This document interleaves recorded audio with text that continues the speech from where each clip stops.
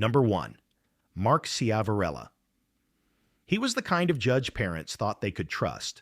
Strict, disciplined, and unflinching in his belief that consequences shaped character. In a small Pennsylvania courtroom, teenagers stood before him expecting justice, not realizing they were stepping into a system quietly twisted against them.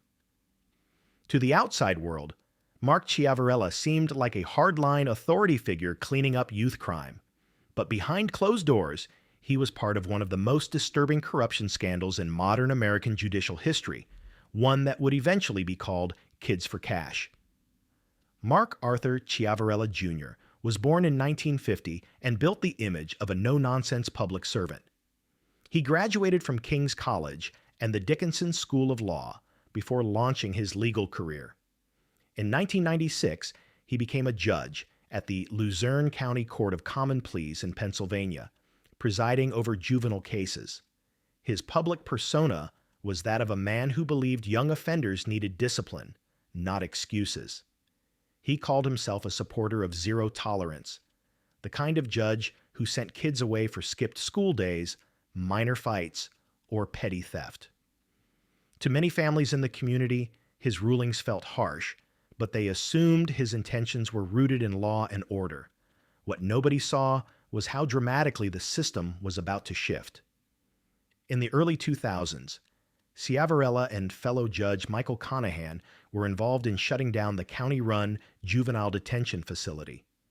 On paper, it sounded like reform, but it was the first move in a larger scheme. Almost immediately after, juvenile offenders were sent to privately owned detention centers, PA Childcare and Western PA Childcare. What wasn't public then was that the judges had secretly made deals with the companies running those facilities. The harsher Ciavarella's rulings, the more those facilities stayed full, and the more money moved under the table. The sentencing numbers were staggering. Kids as young as 11 were sent away for infractions that typically resulted in warnings or community service. Hearings often lasted just a few minutes. Many teens had no lawyers, no due process, and no chance. One girl was sent to a detention center for mocking a vice principal online.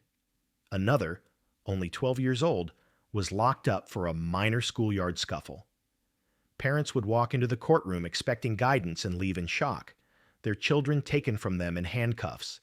The scheme lasted for years before anyone uncovered the truth.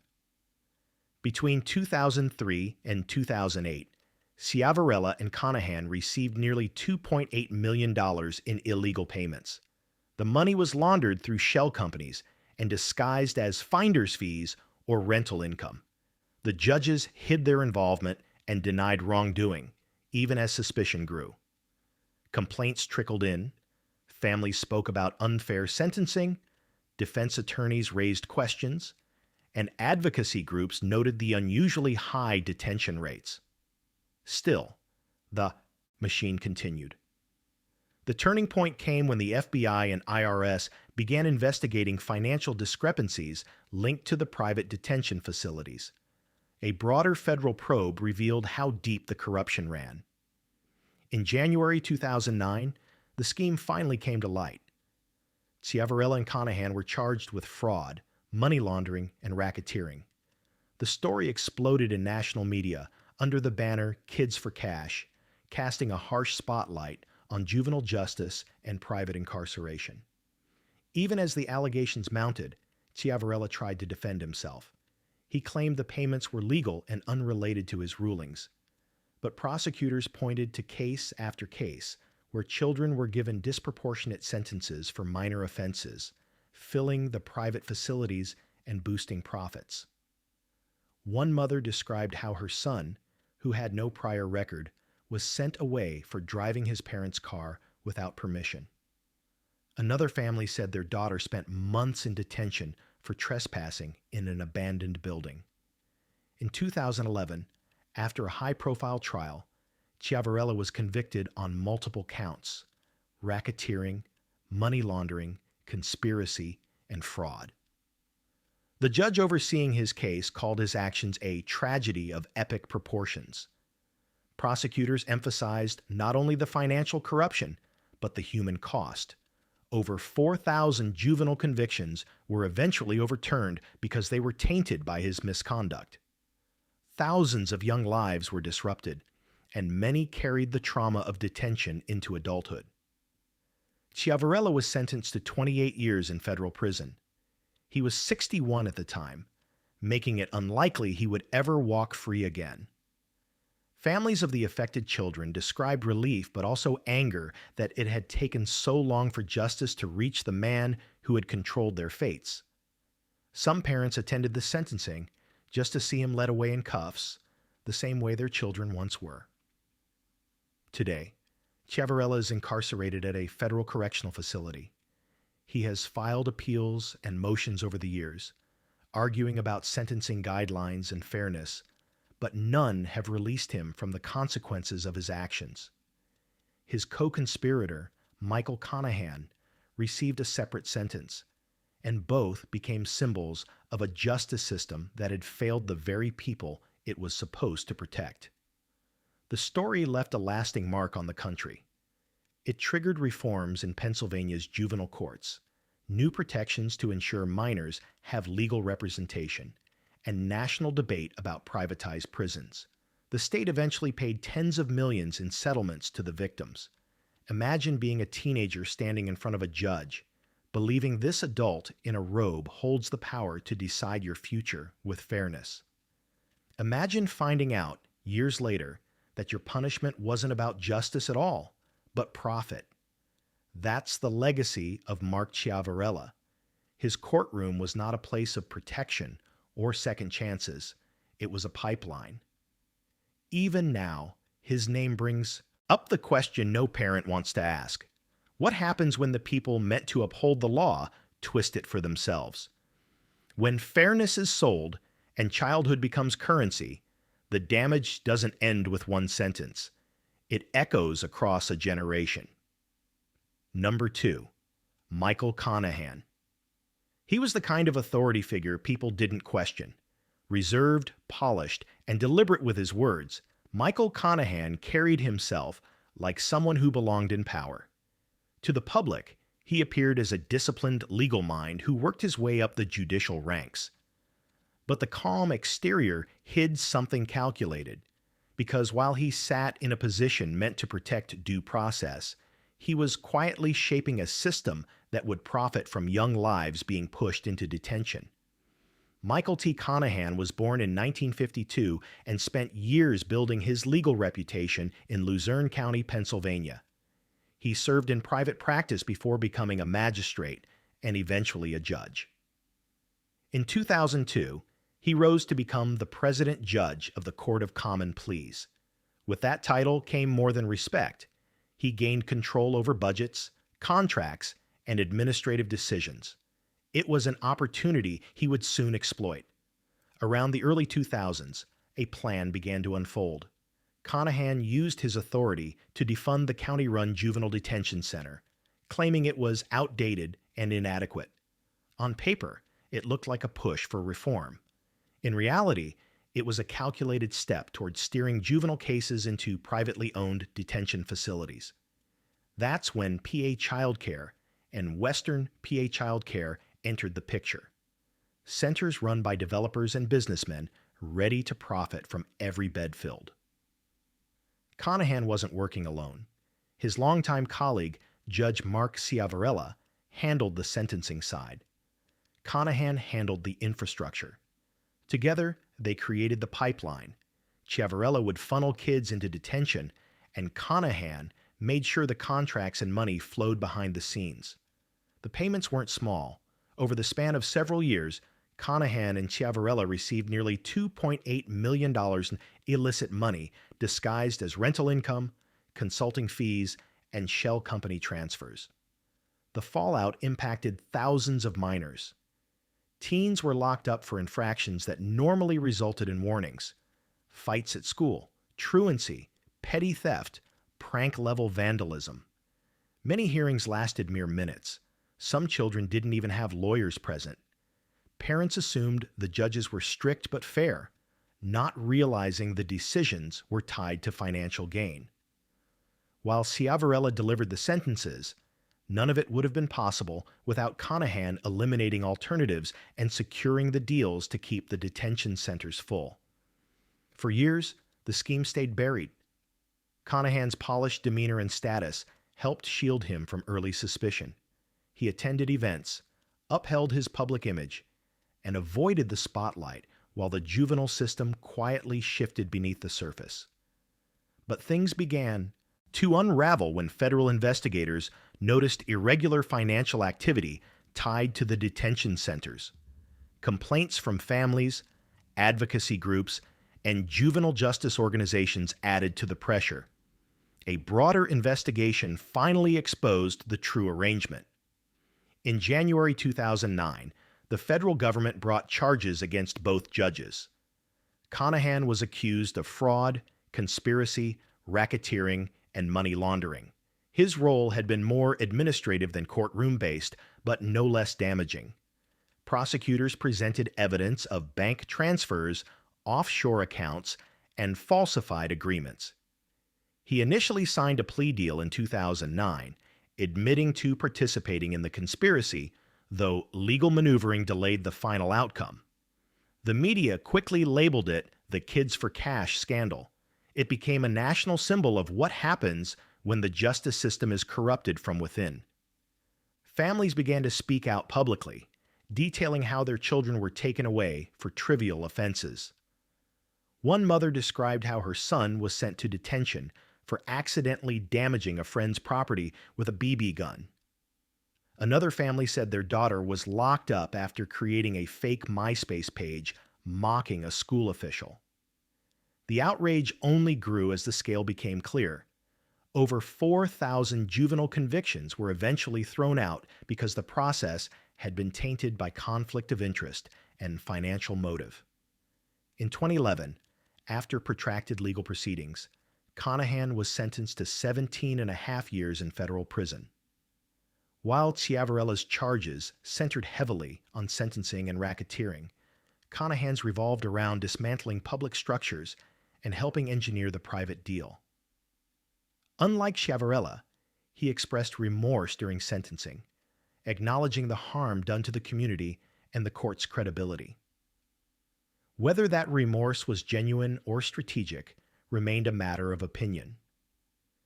He began serving his sentence at a federal facility in Florida.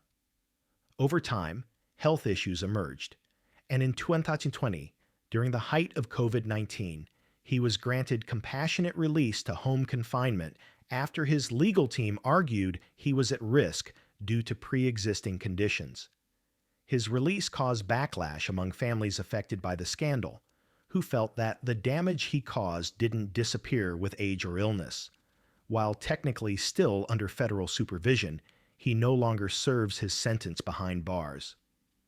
The scandal forced major reforms in how Pennsylvania handles juvenile proceedings. Laws were strengthened to guarantee minors legal representation, limit judicial discretion, and oversee private detention agreements nationwide. The story became a case study in ethics training for attorneys and judges across the country. Imagine being a parent who trusted a judge to act in your child's best interest, only to find out years later that the system was rigged at the highest levels.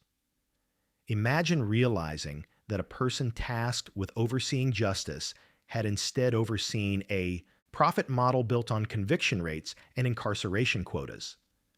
That's the legacy Michael Conahan left behind. Not a courtroom career defined by law, but a scandal that exposed how quickly justice can be twisted when money enters the equation. Even now, his name raises the same uncomfortable question: how many lives can be derailed in silence before anyone notices? Number 3, Paul Pozonsky. He spent years presenting himself as a judge who believed in accountability and rehabilitation, especially in cases involving addiction. In Washington County, Pennsylvania, Paul Pozonsky built his reputation overseeing criminal cases and even presiding over a specialty drug court. To defendants and court staff, He seemed like someone who valued structure and second chances. What no one realized at first was that the very evidence he was sworn to protect was disappearing, right under his watch. Paul E. Pozonsky began his legal career in the 1980s, working his way up through the justice system. He eventually became a Court of Common Pleas judge, and his assignments included handling narcotics cases. His position granted him access to drug evidence, confidential files, and storage protocols the public assumed were secure. From the outside, he appeared to be a steady hand in cases involving controlled substances, often sentencing offenders based on the very evidence logged from their arrests. But behind closed doors, something unusual was happening. Over time, local officials started noticing discrepancies in evidence storage. Sealed containers of cocaine were being checked out for unexplained reasons, often under Pozonsky's authorization. Some evidence was destroyed without standard documentation, while other samples simply went missing. For a long time, there was no clear proof of why, only suspicion that something was off. Investigators didn't act immediately. Judges aren't typically the first people suspected of tampering with narcotics evidence, but the pattern kept emerging, and the district attorney's office started asking questions. Then Pozonsky quietly resigned from his position in 2012 and accepted a job in Alaska's Workers' Compensation Board. The timing raised eyebrows. Soon after his departure, a deeper audit of the evidence room revealed exactly what people feared. Entire packages of cocaine tied to active criminal cases were gone. That suspicion turned into a full investigation. Auditors discovered that Pozonsky had personally ordered law enforcement officials to bring drug evidence from secure storage to his courtroom without clear cause. In multiple instances, he then removed portions of that evidence and replaced them with similar-looking substances like baking soda. Over time, more than 500 grams of cocaine were unaccounted for or contaminated. It wasn't a clerical error. It was deliberate. When facing investigators, Pozonsky initially denied wrongdoing. He argued that his orders were part of routine disposal procedures or legal review. But the evidence trail was too specific. Containers logged with precise weights no longer matched their records. In some cases, his fingerprints were on sealed bags only evidence technicians were supposed to handle. The truth finally came out. He had been taking cocaine from evidence for his own personal use. In May 2013, he was charged with multiple counts, including theft, obstruction, tampering with evidence, and possession of controlled substances. The idea that a sitting judge had stolen drugs from his own courtroom stunned the legal community. Cases he had presided over were now under scrutiny, as defense lawyers questioned whether outcomes were compromised by his actions. Faced with mounting proof, Pozonsky waived his right to trial and accepted a plea deal. In 2015, he pleaded guilty to charges of theft by unlawful taking, obstruction of the administration of law, and possession of a controlled substance. During sentencing, prosecutors emphasized not only the illegal acts but the betrayal of public trust. They argued that his actions threatened to overturn convictions and derail years of criminal prosecutions. He was sentenced to 30 months of intermediate punishment, including house arrest, probation, and mandatory treatment programs. Many people felt the sentence was light compared to the damage caused. Some of the criminal cases linked to the stolen cocaine had to be revisited. Prosecutors were forced to either drop charges or negotiate new deals because their evidence had been compromised by the very judge meant to safeguard it. Pozonsky eventually returned to Pennsylvania to serve his sentence and compliance conditions. His law license was suspended, and his career in the judiciary ended for good. His time in Alaska also came under review, and he resigned from that role as well. The case became a symbol of how authority can hide misconduct until it seeps into the system. Imagine being a defendant in drug court, believing the judge above you was unbiased and fair, only to discover he was using the very substances you were being prosecuted over. Imagine years of cases suddenly thrown into question because the chain of evidence was tainted by a single person with unchecked access. That was the legacy Pozonsky left behind. Not just a crime, but a collapse in confidence for everyone who walked into his courtroom. Even now, his story raises a quiet reminder. When power shields misconduct, the damage isn't measured only in laws broken, but in the trust that disappears with it. Number 4, Tim Nolan. He spent decades building influence in politics, law, and public service. To many in northern Kentucky, Tim Nolan looked like an unlikely figure to end up in a criminal courtroom. He was a former district judge, a school board member, and even chaired a county campaign during a presidential election cycle. But while he projected an image of authority and community leadership, investigators would later uncover a hidden pattern of exploitation that stretched back years. Timothy Nolan was born in 1947 and became a notable figure in Campbell County, Kentucky. By the 1990s, he had already served as a district judge, handling misdemeanors and local disputes. After leaving the bench, he didn't disappear from public life. He continued working as a lawyer, engaged in real estate, took on civic positions, and remained politically active. In 2016, he gained even more visibility after becoming a campaign chair for a presidential candidate in his region. With his status and history in law, most people assumed he understood the limits of legal and ethical responsibility. But beneath that public profile, he was preying on some of the most vulnerable people he could find. Investigators discovered that Nolan had used his influence to manipulate women, many of them struggling financially or battling addiction. The case began to open in 2017 when a woman walked into a police station and reported that Nolan had threatened her with jail if she didn't comply with him. That allegation led authorities to look deeper, and what they found didn't stop with one victim. As detectives conducted interviews, multiple people came forward with eerily similar accounts. Nolan approached women who were in desperate circumstances, some homeless, some dealing with substance dependency, others trying to avoid legal trouble. He offered money, housing, or help with court cases, but behind those offers were threats and coercive pressure. Victims later said he told them that if they didn't do what he wanted, he would use his past connections with law enforcement and the courts to ruin them. The investigation expanded fast. The Kentucky Attorney General's office formed a special unit to handle the case.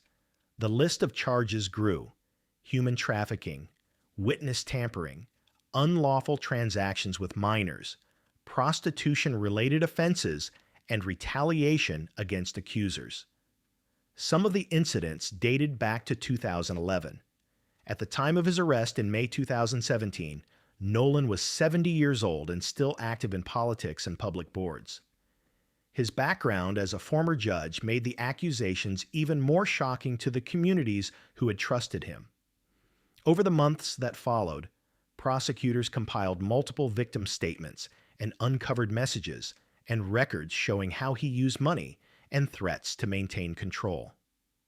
He faced a total of 28 felony counts. Instead of going to trial, Nolan eventually admitted guilt. In February 2018, he pleaded guilty to 21 charges, including human trafficking of a minor, unlawful imprisonment, and witness tampering. During the plea process, victims described being lured, pressured, or blackmailed into situations they couldn't escape. Sentencing took place in 2018 at the Campbell County Circuit Court. Prosecutors asked the court to consider his long career in law and his calculated abuse of power. The judge agreed, emphasizing the danger in someone using a legal background as leverage to silence and intimidate vulnerable people. Tim Nolan was sentenced to 20 years in prison. At the time of his sentencing, he tried to downplay the harm, suggesting his actions were misunderstood. But the court record showed a consistent pattern of predatory behavior spanning multiple years. He was also ordered to register as a lifetime offender and barred from positions involving public authority or contact with potential victims. Some of the women who spoke during the proceedings said they had been afraid to report him for years, specifically because of his previous role as a judge. Even though he was in his 70s, the sentence reflected the seriousness of the crimes. Currently, Nolan is incarcerated in Kentucky, serving his 20-year sentence in the state prison system. With his age and the length of the term, his chances of returning to public life are effectively gone. His legal appeals have not undone the conviction, and he is unlikely to secure early release. Imagine living in a community where a former judge and political figure has the ability to shape reputations, influence officials, and appear untouchable. Now imagine being one of the people he targeted, told that no one would believe you, or worse, that he could make your life fall apart with one phone call. For years, his outward respectability hid what was happening in private. His case became a warning about how authority doesn't always protect the innocent. Sometimes it shields the abuser. And when someone with legal training, public influence, and decades of credibility uses all of that to manipulate others, the fallout isn't just criminal. It fractures trust in the system itself. Tim Nolan once sat on the bench as a judge. Years later, he sits in a prison cell as an inmate. The title changed, but only after the truth finally surfaced. Number 5. Dawn Gentry. She wasn't the type of judge people immediately suspected of scandal. On the surface, Dawn Gentry seemed like a rising legal figure in northern Kentucky, confident, well-connected, and trusted enough to preside over family court cases involving custody, abuse claims, and the lives of children. But behind the reputation was a pattern of behavior that turned her courtroom into something unrecognizable from the standards she was sworn to uphold. Dawn Marie Gentry was appointed as a family court judge in Kenton County in 2016. She quickly became known in the courthouse for her assertive personality and hands-on involvement with staff. Her role put her in charge of sensitive cases affecting families in crisis. People expected professionalism. What they eventually got was chaos disguised as leadership. Not long after settling into the position, Gentry began using her role to build a circle of personal allies. Attorneys and employees described a work environment that felt less like a courtroom and more like a private network where loyalty mattered more than qualifications. She appointed friends to advisory boards, reassigned people who didn't fall in line, and pressured others to support her political campaign. One of the first signs of serious misconduct surfaced when a former court employee came forward with concerns. That opened the door to more allegations. Claims that Gentry had coerced staff into political work on her behalf, encouraged personal relationships in the office, and retaliated against anyone who questioned her decisions. As investigators interviewed court personnel, the details kept growing. Sources described her using her judicial influence to pressure attorneys to donate to her campaign or appear at fundraising events. Some reported that if they didn't go along with her demands, their cases would face delays or unfavorable treatment. In a family court setting, where decisions can affect parental rights and child safety, those allegations were especially troubling. Witnesses also spoke about inappropriate conduct involving individuals she hired or promoted. Several employees said she created a social environment in chambers that crossed professional lines. That included inviting people she was personally involved with into courthouse roles and involving them in staff activities unrelated to court business. At least one employee said they were expected to participate in after-hours conduct they were not comfortable with, but feared retaliation if they refused. As complaints stacked up, the Kentucky Judicial Conduct Commission launched a formal investigation. Gentry initially dismissed the claims as exaggerated or politically motivated, but interviews and internal records told a different story. She was accused of retaliating against employees she believed were disloyal, pressuring staff and lawyers to support her re-election campaign, allowing personal relationships to influence court staffing and decisions, using her position to create a social circle from courthouse personnel, and failing to maintain impartiality in cases before her. In December 2019, she faced multiple counts of judicial misconduct. The proceedings laid out how her leadership blurred the line between public duty and personal ambition. Family court litigants had no idea that decisions affecting them were made in an environment where favoritism and coercion had become routine. Rather than stepping down, Gentry attempted to defend her actions. But during the hearings, former colleagues testified about the pressure and fear they experienced under her oversight. One attorney said privately disagreeing with her could cost someone their career. Another described how professional reputations were damaged if they refused to do campaign work for her. In 2020, the Judicial Conduct Commission reached a final decision. Gentry was removed from the bench, making her one of the few Kentucky judges in recent history to be stripped of her position for misconduct. The ruling cited her abuse of power, lack of impartiality, and violation of ethical standards expected from the judiciary. After losing her seat, she faced additional fallout. Her law license came under review, and former employees considered civil action related to her conduct. She also lost the judicial election she had been campaigning to secure, ending her rise in public service. While she did not face criminal charges like others on this list, the severity of the misconduct was enough to end her career and damage the court's credibility. Imagine being a parent walking into family court, expecting fairness in a decision about custody or protection.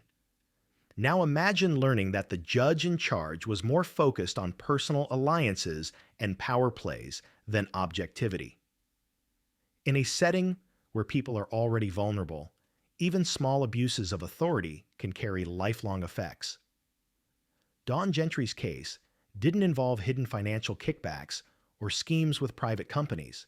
Instead, it showed how authority can be misused in quieter but still damaging ways, through favoritism, coercion, and retaliation. Her removal became a reminder that corruption isn't always about money. Sometimes it's about ego, influence, and the belief that a robe places someone above accountability. Her courtroom was meant to resolve family crises. Instead, it became the center of one. Number 6. Tracie Hunter. When Tracie Hunter became a judge in Hamilton County, Ohio, her appointment made headlines. She was the first African American elected to the juvenile court bench in that county, and her supporters saw her as a voice for fairness and reform. But within a few years, her name would become known for a very different reason: allegations of misconduct, a criminal conviction, and a courtroom drama that ended with her being physically escorted to jail. Tracie Marie Hunter came into office in 2012 after a long legal battle.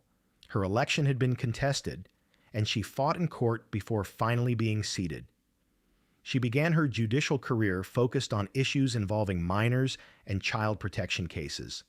To some, she appeared determined to challenge systems she believed were flawed.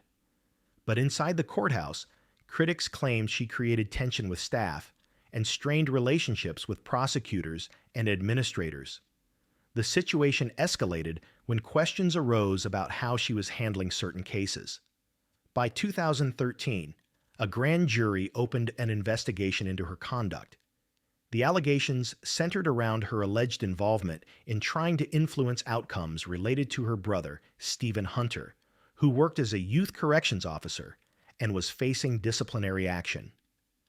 Prosecutors said she used her position to gain confidential documents about his case and tried to impact the internal process reviewing his conduct.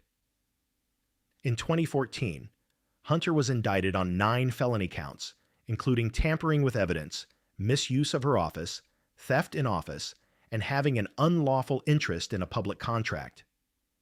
The most serious claim was that she used her judicial authority to obtain non-public documents and shield her brother from consequences. During the investigation, court employees testified that she pressured staff to give her access to restricted records. The trial that followed was closely watched. Hunter maintained that she was being unfairly targeted for political and racial reasons. Her defense argued that the prosecution exaggerated routine judicial actions and that she acted within her authority. But prosecutors presented testimony and documentation that showed she crossed legal boundaries to benefit a family member. In October 2014, after a long and contentious process, the jury found her guilty on one felony count, having an unlawful interest in a public contract. The jury was deadlocked on the other 8 charges, which were later dismissed. The conviction alone was enough to trigger disciplinary action and remove her from the bench. In 2015, she was sentenced to 6 months in jail and 1 year of probation. The sentence sparked protests from her supporters, who claimed she was a victim of bias and retaliation. Over the next several years, she filed numerous appeals to overturn the conviction and delay incarceration. For a long time, those legal maneuvers kept her out of jail, but the conviction remained. The moment that brought national attention came in July 2019. After exhausting her appeals, the court ordered her to begin serving her sentence. When she appeared for the hearing, tensions were high. As the judge read the order, deputies approached to take her into custody. She stood still, refusing to walk on her own, and officers lifted her by the arms and carried her out of the courtroom as supporters shouted in protest. Cameras captured the scene, and the video quickly spread across news outlets and social media. During her incarceration, she served part of her sentence before being released early on work detail credit. Her law license was suspended, and she has not returned to the bench. To this day, she continues to argue that the prosecution was politically motivated and that she was punished for challenging existing systems. However, the conviction still stands. Imagine being a judge trusted to interpret laws, only to face trial under those same laws. Imagine the public watching as someone once seen as a symbol of justice has to defend their own actions in front of a jury. Whether people saw her as a cautionary tale or a target of politics, the outcome was the same. Her legal career ended not with retirement, but with a felony on her record. Tracie Hunter's story is different from others fueled by bribery or financial gain. Her case hinged on influence, boundaries, and using judicial power to protect someone close to her.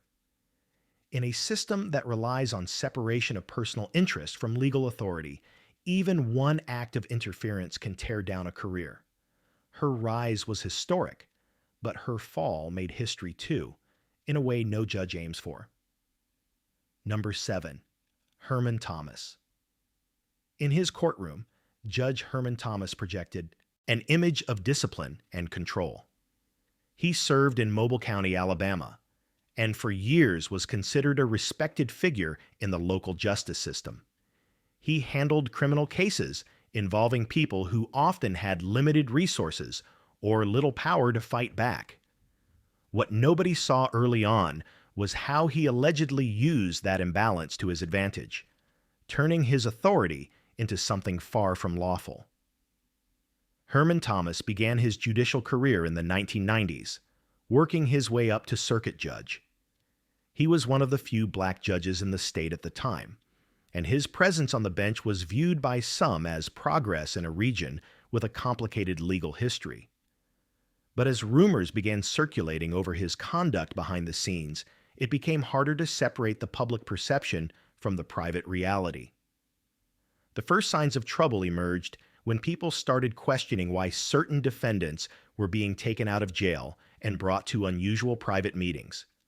These weren't official hearings and weren't always documented. Eventually, whispers turned into formal complaints. Several inmates claimed Thomas had offered to reduce their sentences or adjust their probation in exchange for personal favors. Others said he physically disciplined them in ways that had no place in a courtroom or jail facility. By 2007, the Alabama Judicial Inquiry Commission began looking into his conduct. Their investigation uncovered allegations from multiple former inmates who said Thomas had taken them from the county jail to a private location, often his office, or, in some reports, a different area of the courthouse, with no guards present. Some claimed he hit them under the guise of teaching discipline. Others said he made comments suggesting they owed him something in return for helping their cases. These weren't isolated claims. They came from different defendants at different times. In 2009, a grand jury handed down a sweeping indictment. Thomas was charged with more than 50 counts, including ethics violations, assault, extortion, and using his position for personal benefit. Some counts involved allegations of inappropriate physical contact during those private meetings. Prosecutors described a pattern where young male defendants were singled out, removed from standard legal procedures, and pressured into situations where consent didn't exist because of his power over their freedom. Thomas denied the accusations and argued that his actions were being distorted. His legal team claimed the case was based on unreliable witnesses, people with criminal records who had reasons to lie. Despite his defense, the Alabama Court of the Judiciary forced him to resign from the bench before the criminal trial began. Losing his judicial seat was the first major consequence, but not the last. As the case moved forward, prosecutors struggled to get every charge to stick. Some counts were dismissed before trial, and others fell apart due to evidentiary issues or conflicting testimony. In 2009, the criminal case reached a critical moment when the prosecution dropped most of the charges mid-trial, citing concerns about how the jury might interpret the testimony. Ultimately, Thomas was acquitted on all remaining counts, but an acquittal in criminal court didn't erase what the Judicial Ethics Commission had already uncovered. He had already resigned to avoid being forcibly removed. The State Bar Association took action to strip him of his law license. Even though he technically avoided a criminal conviction, his legal career was effectively over. The public reaction was divided. Some people believed he escaped liability due to legal technicalities. Others argued the case was too complicated, with too little physical evidence and too much reliance on the word of inmates. Yet the sheer number of accusations and the consistency among them left an impression that never faded. Today, Herman Thomas lives outside the legal system he once helped run. He cannot serve as a judge again, and his name is regularly brought up when discussions about judicial misconduct arise. What stands out in his story isn't just the nature of the allegations, it's the way power can operate when oversight fails. Imagine being a defendant with no money for a private lawyer, standing before a judge who can decide whether you go home or back to a cell. Now imagine that judge calling you into a private room with no witnesses and making offers no one else hears. Whether or not a jury convicts, trust doesn't survive those questions. Thomas's fall didn't come with a long prison sentence or a dramatic televised verdict. Instead, his legacy collapsed through testimony, ethics hearings, and the irreversible loss of authority. In the end, the question wasn't what could be proven beyond a reasonable doubt, but how far a judge should ever be allowed to act in the shadows. Number 8. Sherry K. Stevens. When people first heard her name in the news, it wasn't because of a headline-making crime. It was because of the growing number of complaints tied to her courtroom. Judge Sherry K. Stevens served in Maricopa County, Arizona, presiding over some of the most high-profile and emotionally charged cases in the state. She wasn't accused of stealing money or taking bribes, but the controversy around her focused on another kind of power: how a judge's influence, attitude, and decisions can shape justice in ways that leave lasting damage. Sherry Stevens built a long career in the Arizona legal system. She handled a wide range of criminal cases over the years, but it was the Jodi Arias trial in the early 2010s that brought her intense public attention. Millions watched the trial unfold, and Stevens became a recognizable figure for the way she managed the proceedings. At first, she was viewed as calm and patient, but behind that came years of criticism from attorneys, defendants, and citizens who claimed she consistently used her bench to intimidate, delay, or silence. Unlike other judges who were caught taking money under the table, Stevens's problems came from allegations of bias, retaliation, and abuses of discretion. Defense attorneys accused her of repeatedly favoring prosecution arguments. Defendants claimed she shut down motions unfairly and dismissed evidence without proper consideration. In some hearings, people in her courtroom described feeling powerless, like outcomes had already been quietly decided. The complaints didn't stop at accusations of bias. Former staff and attorneys alleged that Stevens was quick to hold people in contempt, sometimes over minor disruptions or disagreements. In several cases, members of the public and even legal counsel were removed from the courtroom or threatened with penalties for speaking out of turn. Some attorneys said they avoided her courtroom entirely because they believed their clients would be treated unfairly. One of the most persistent criticisms involved her handling of court delays. Cases dragged out for months or even years, leaving families and defendants stuck in limbo. People claimed she used continuances not because of legal necessity, but as a way to exert control or pressure parties to comply with her expectations. In emotionally heavy cases, delays meant witnesses moved away, memories faded, and evidence lost relevance, affecting outcomes in ways that couldn't be undone. There were also allegations that she allowed sealed or closed proceedings too often, limiting public access to information that normally would be shared in open court. Critics argued that this secrecy made it harder to hold her accountable, especially when rulings raised questions about fairness. Defense teams brought several of her decisions to appellate courts, and some were overturned for procedural errors and misapplications of law. Judicial review boards began receiving formal complaints. Lawyers filed ethics concerns over the way she spoke to defendants and handled sentencing. In some cases, people said her tone bordered on demeaning or dismissive, especially toward individuals representing themselves or those with limited education. Others pointed to guardianship and mental health cases where families said she ignored evidence or rushed to decisions without hearing full testimony. Despite the growing backlash, Stevens continued to serve for years. Judges rarely face criminal prosecution for misconduct unless money or fraud is involved, and much of her controversy existed in the gray area between unethical behavior and legally protected discretion.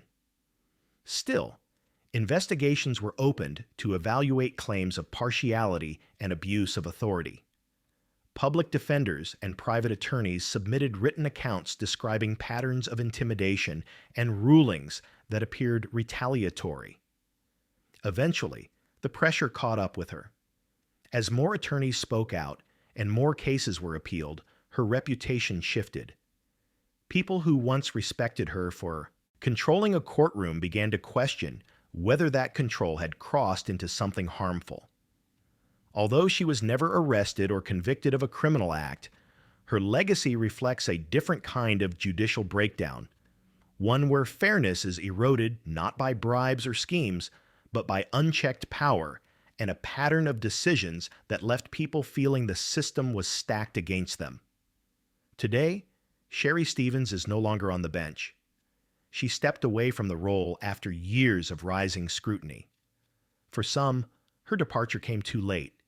Defendants who went through her courtroom still talk about sentences they believe were harsher than necessary, hearings that felt predetermined, and motions she dismissed without explanation. Imagine walking into court believing you have one chance to defend your future, only to feel like the judge has already decided your fate before you speak. Imagine spending months waiting for a hearing, only to be delayed again without reason. Even without a cash payoff or a criminal charge, the damage done by that kind of power is real. Sherry Stevens' story is a reminder that corruption isn't always financial. Sometimes it's procedural, sometimes it's subtle, and sometimes the most dangerous thing in a courtroom isn't what's being taken, it's what's being ignored. Number 9. Michael Maggio. For years, Judge Michael Maggio presented himself as a conservative, by-the-book jurist in Arkansas. He handled civil and criminal matters, spoke at legal events, and even sought higher office. But behind that professional image was a deal that would eventually cost him his career, his judgeship, and his freedom. What seemed like an ordinary campaign contribution turned out to be part of a secret exchange, one that connected politics, money, and judicial power in a way that broke the law. Maggio served as a circuit judge in the 20th Judicial District of Arkansas, covering Faulkner, Van Buren, and Searcy counties. He had a reputation for being outspoken and occasionally controversial in his rulings. But the real trouble began in 2013 and 2014, when he quietly launched a campaign for a position on the Arkansas Court of Appeals. That election bid is what opened the door to everything that followed. During his campaign, Maggio sought financial backing from wealthy donors and political groups.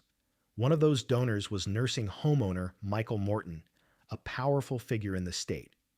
Morton's company had been hit with a civil lawsuit involving the wrongful death of a resident at one of his facilities. A local jury awarded the victim's family a $5.2 million verdict, one of the largest of its kind in Arkansas. But before the judgment was finalized, the case passed through Maggio's courtroom. What investigators later uncovered was a coordinated effort to funnel campaign donations to Maggio in exchange for reducing that verdict. In early 2014, Morton directed tens of thousands of dollars in contributions through political action committees that supported Maggio's campaign. Around the same time, Maggio lowered the nursing home verdict from $5.2 million down to $1 million, cutting more than 80% of the jury's decision. The timing was too precise to dismiss. Prosecutors found text messages, financial records, and communications that connected Morton's donations to the reduced judgment. Maggio never publicly admitted to the connection at first, but the facts became hard to ignore. What began as quiet suspicion quickly escalated into a full-scale ethics and criminal investigation. Then another problem surfaced.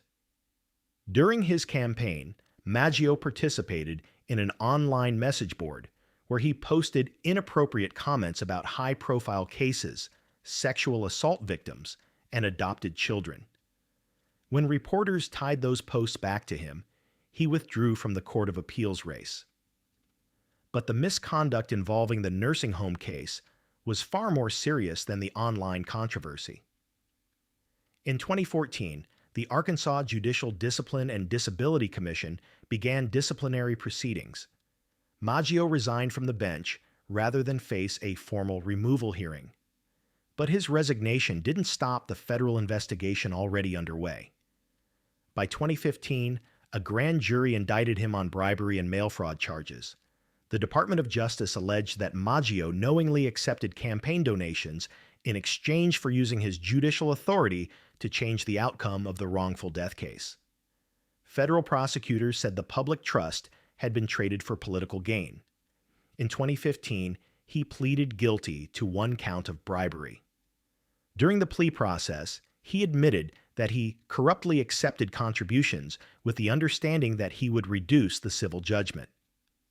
The case drew national attention because it highlighted how a judge could manipulate justice not through violence or coercion, but through quiet political transactions that most people never see. In 2016, he was sentenced to 10 years in federal prison. The judge, in his sentencing hearing, emphasized that Maggio had not just influenced a case, he had undermined the entire foundation of judicial integrity. The family of the nursing home victim spoke in court, saying their trust in the system was shattered by what he did.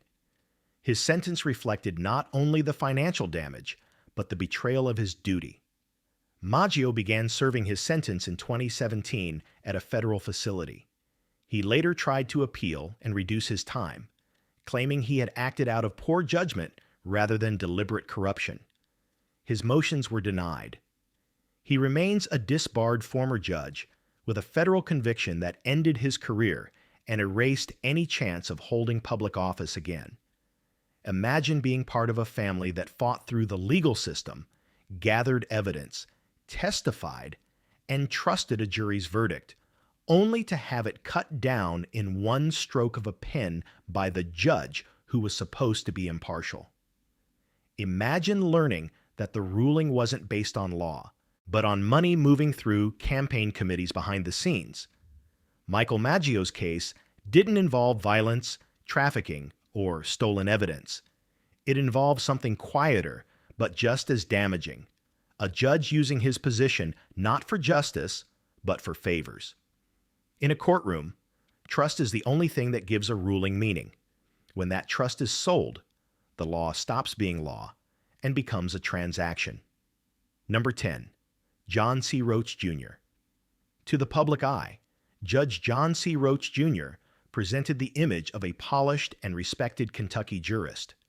He served as a family court judge in Fayette County, handling high-stakes cases involving custody, divorce, guardianship, and parental rights. People came into his courtroom expecting structure and fairness, but over time, a different pattern emerged, one defined by bias, retaliation, conflicts of interest, and judicial decisions that sparked outrage far beyond his courtroom. Roach built his legal career steadily, earning a reputation as someone who carried authority with confidence. He presided over cases where emotions were already high and outcomes could change the course of entire families. In a setting where judges are expected to remain neutral, his rulings increasingly drew controversy. Attorneys and litigants began to accuse him of overstepping boundaries, ignoring due process, and using his position to punish those who challenged him. One of the most publicized controversies involved decisions that seemed to favor certain attorneys and disadvantage others without clear justification. Defense lawyers reported that Roach appeared to retaliate against those who questioned his rulings. Some said he restricted their ability to speak in court, rushed hearings, or blocked evidence from being presented. In family court, where the stakes include children's futures, those actions had real consequences. As more cases piled up, allegations of judicial misconduct grew louder. Parents claimed Roach issued rulings without proper hearings, ignored recommendations from guardians ad litem, and made decisions that lacked transparency. Some described being denied the chance to fully defend themselves before losing custody or being sanctioned. Others claimed he made off-the-record remarks that showed preconceived bias long before rulings were finalized. Complaints began reaching the Kentucky Judicial Conduct Commission. Attorneys filed reports about intimidation and threats from the bench. Court employees described internal pressure and an environment where questioning his decisions could cost someone their role in the system. What surfaced repeatedly was the idea that he treated the courtroom as a place where his personal authority outweighed the legal process. One of the most talked about issues involved his handling of sealed cases and closed-door proceedings. Critics claimed he shielded certain rulings from public view, making it harder to challenge his decisions or hold him accountable. Even when appeals were filed, families said the process had moved so far ahead that damage had already been done. The complaints eventually triggered a formal review. While Roach was not charged with a crime like some other judges on this list, he faced serious ethical scrutiny over how he wielded judicial power. The concern wasn't about money changing hands, but about fairness being replaced by personal influence. The judiciary exists to protect citizens from bias, not reinforce it, and Roach's rulings increasingly raised questions about whether justice in his courtroom depended on which side you were on. He ultimately faced disciplinary action tied to these allegations. Rather than risk removal through a formal hearing, he stepped away from the bench amid growing pressure. That departure didn't erase the consequences his decisions left behind. Families who passed through his courtroom continued to appeal cases he presided over, and some attorneys pushed for policy changes to prevent similar abuses. Imagine going into court to secure custody of your child, believing the judge will weigh facts and testimony fairly. Now imagine realizing that the person making the decision has already formed an opinion based on who your lawyer is, or worse, how much he dislikes being challenged. When power leans that far in one direction, justice doesn't just bend, it breaks. John C. Roach Jr. didn't end up in federal prison or face bribery charges, but his career is a reminder that corruption isn't always about money. Sometimes it shows up in the form of unchecked authority, personal grudges, and decisions made from the bench without room for defense. A judge doesn't have to exchange cash to damage lives. Sometimes all it takes is a gavel and the belief that no one will stop them.